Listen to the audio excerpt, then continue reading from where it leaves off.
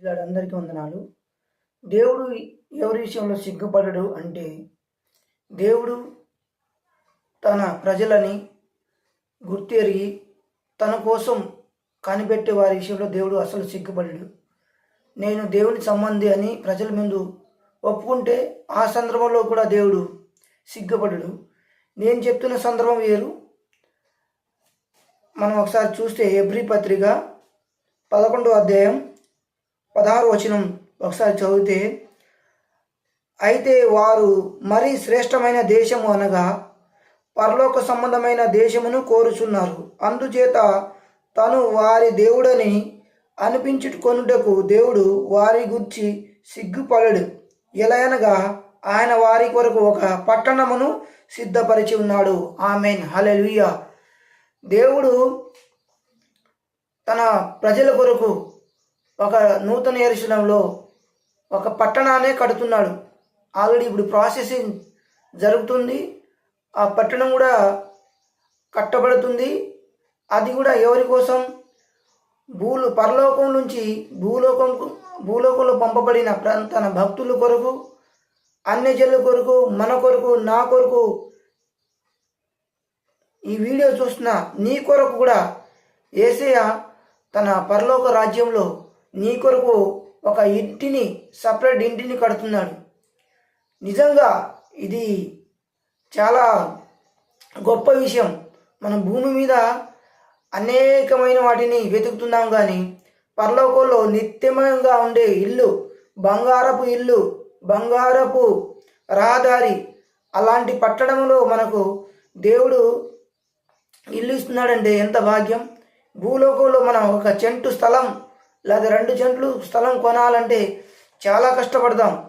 కానీ మనం ఏం కష్టపడకుండా, మనం డబ్బులతో కొనకుండా ఫ్రీగా దేవుని యొక్క ఉచితమైన కృపలో ఫ్రీగా ప్రతి ఒక్కరికి ఒక్కొక్క ప్లాట్, ఒక్కొక్క ఇల్లు దేవుడు కట్టి మనకి గిఫ్ట్గా ఇవ్వబోతున్నాడు. నిజంగా ఇది చాలా గొప్ప విషయం. ఇదే తన ప్రజలకు ఇచ్చిన వాగ్దానం. ఈ విషయమే చెప్తుంది బైబిల్ మొత్తం. దీన్ని సాధించుకోండి, దీన్ని పొందుకోండి అని మాత్రమే ఈ బైబిల్ చెప్తుంది. దీని కొరకే ప్రపంచం మొత్తం సువార్త ప్రకటించబడుతుంది. దీని కొరకే ప్రతి ఒక్కళ్ళు సేవకులు వారి యొక్క జీవితాన్ని త్యాగం చేస్తున్నారు. ఈ పట్టణంలో మిమ్మల్ని తీసుకెళ్ళడానికి, ఆ పట్టణాన్ని మనకు పరిచయం చేయడానికి ప్రతి పల్లె ప్రతి పట్టణంలో యేసుక్రీస్తు యొక్క సువార్త ప్రకటించబడుతుంది. ఈ పట్టణం కొరకే, ఇక్కడ మనం చేరుట కొరకే మనం పరలోకం నుంచి భూమి మీద మనం పంపబడ్డాం. మన తల్లి గర్భంలో నుండి ఇక్కడ వచ్చాం. మరలా దేవుడు సెలవిస్తున్నాడు, మరలా నరులారా తిరిగి రాండి అని చెప్తున్నాడు. మనం తిరిగి వెళ్ళక ఇక్కడే భూమి మీద మనం శరీరాశ, నేత్రాశ, జీవడము కలిగి ఈ లోక సంబంధమైన సినిమా, ఈ లోక సంబంధమైన ధనం, ఈ లోక సంబంధమైన వ్యామోహం, ఈ లోక సంబంధమైన హోదా, వాటి మీద దృష్టి పెట్టి దేవుని మర్చి, దేవుడు అంటే తెలియకుండా, దేవుడు అంటే లెక్క లేకుండా, దేవుడిని గ్రహించకుండా మనం అలాగే జీవిస్తూ ఇలాగే చనిపోతున్నాం. చాలామందికి తెలియదు దేవుడు తన ప్రజల కొరకు ఒక పట్టణం కడుతున్నాడని. ఆ పట్టణం ఎవరి కోసం అంటే ఆయన కోసం కనిపెట్టిన వారి కొరకే ఆ పట్టణం. ఇదిగో పైన వచ్చిన మనం ఒకసారి చూస్తే 13వ వచనం, వీరందరూ వాగ్దానము ఫలము అనుభవింపపోయినాను దూరం నుండి చూచి వందనము చేసి తాము భూమి మీద పరదేశులమును యాత్రికులమై ఉన్నామని ఒప్పుకొని విశ్వాసం గలవారే ముక్తి పొందిరి. ఇలాగూ చెప్పువారు తమ స్వదేశమును వెదుకుచున్నామని విషాదపరుచుచున్నది కదా. వారు ఏ దేశము నుండి వచ్చరో ఆ దేశమును జ్ఞాపకము ముంచుకున్న వాడే ఏడల మరలా వెళ్ళుటకు వారికి వీలు కలిగి ఉండును. ఆమెన్.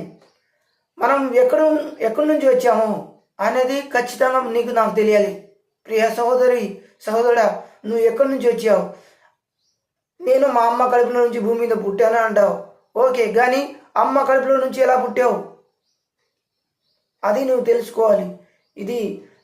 ఈ విషయాలు తెలుసుకోవాలంటే కేవలం బైబిల్ బైబిల్ ఏ గ్రంథాల్లో, ప్రపంచంలో ఏ గ్రంథాల్లో లేదు, కానీ బైబిల్లో మాత్రమే నువ్వు ఎక్కడి నుంచి వచ్చావు, మళ్ళా నువ్వు ఎక్కడికి వెళ్తావు, నువ్వు యేసు ప్రభుని అంగీకరించకుండా నువ్వు అలాగే చనిపోతూ నువ్వు ఎక్కడికి వెళ్తావు, యేసు ప్రభుని అంగీకరించి నువ్వు చనిపోతే నువ్వు ఎక్కడికి వెళ్తావు అనేది ప్రపంచంలో ఏ గ్రంథం చెప్పలేదు, కానీ ఒక బైబిల్ గ్రంథం మాత్రమే చెప్తుంది సత్యం.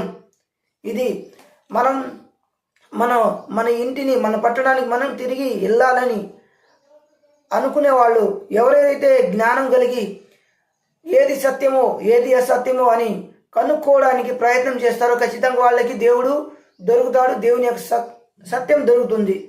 దేవుడు లేడు, ఏమీ లేదు, ఇవన్నీ ట్రాష్, అబద్ధం అని ఎవరైతే అనుకుని లెక్క లేకుండా అలాగే జీవిస్తారో వాళ్ళకి ఏం దొరకదు, వాళ్ళకు దొరికేది చివరికి మరణము, నిత్య నరకము మాత్రమే. కాబట్టి నేను చెప్పేది మీరు నమ్మకండి, కానీ బైబిల్ చెప్తుంది. హెబ్రీ పత్రిక 11వ అధ్యాయం 13 నుంచి 16 వచనం ఒకసారి చదవండి, మీకు అక్కడ క్లియర్గా అర్థమవుతుంది. దేవుడు మన కోసం ఒక నూతన యెరూషలేం పట్టణాన్ని కట్టుతున్నాడు. మన కొరకు మనం యుగ యుగాలు దేవునితో పాటు ఉండడానికి ఫ్రీగా ₹1 కూడా మనం చెల్లించాల్సిన అవసరం లేదు. దేవుని యొక్క ఉచితమైన కృప ద్వారా మనకు ప్రతి ఒక్కరికి ఇల్లు, సపరేట్ ఇల్లు కట్టుతున్నాడు. ఆ ఇంటిని మనం స్వాతంత్రించుకుందాం, అక్కడికి మనం వెళ్ళడానికి మనం ప్రయత్నం చేద్దాం.